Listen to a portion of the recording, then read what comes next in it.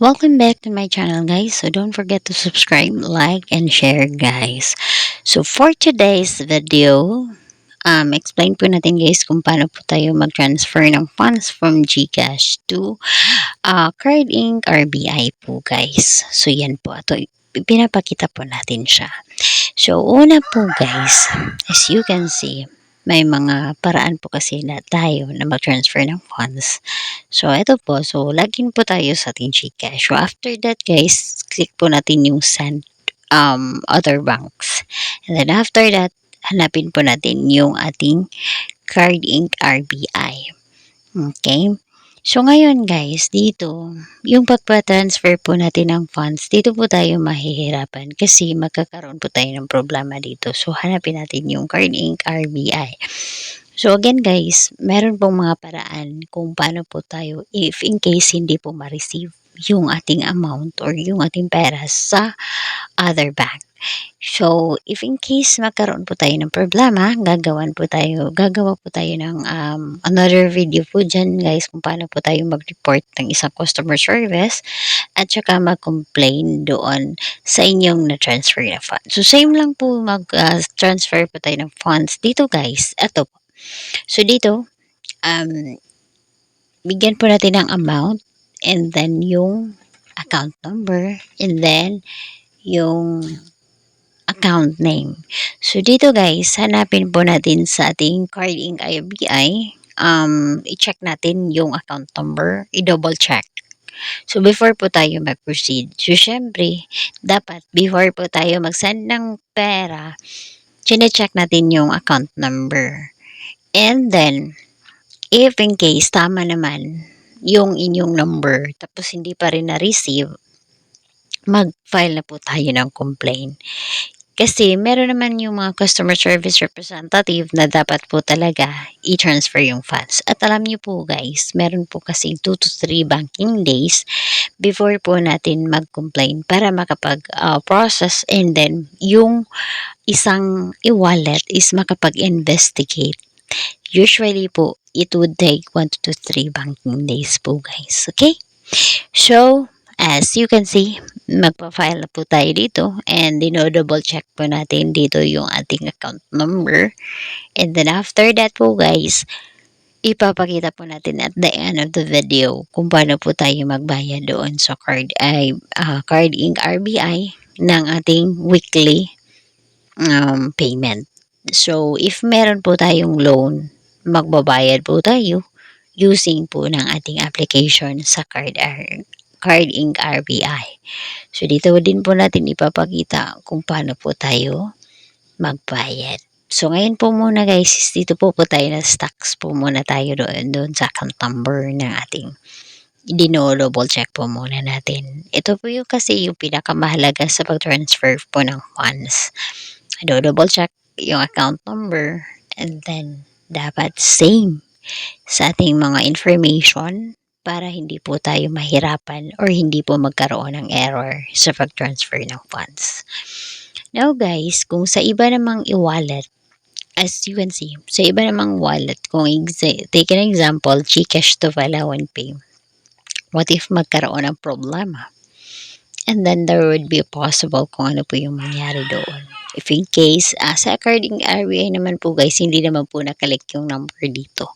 So, bali merong account number. So, pag login nyo po, associated lang po yung application sa number. Okay? So, ayan. So, after maka-receive po kayo ng OTP, papasok nyo po sa inyo pong GCash. So, meron yung authentication. So, dito makikita natin na mahalaga yung number po, guys. Now, may mga paraan po, meron po kasing mga way na if in case yung number is nawala, ano yung gagawin po natin.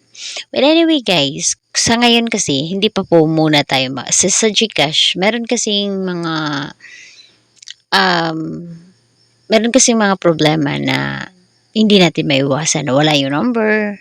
So, yun po. So, meron din po tayong mga paraan po dyan kung paano po natin gawa na kung yung number po natin is hindi na po siya or hindi na po naka-receive. So, meron po din tayo dyan na gagawa ng video. Okay.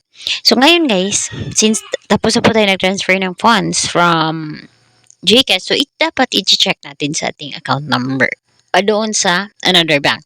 So, now, dito po papasok yung mga problema. So, as I said earlier, kung pag-check niyo po sa inyo pong another e-wallet is hindi pa po na-receive yung number or yung amount, then dito tayo magkaroon ng customer service complaint.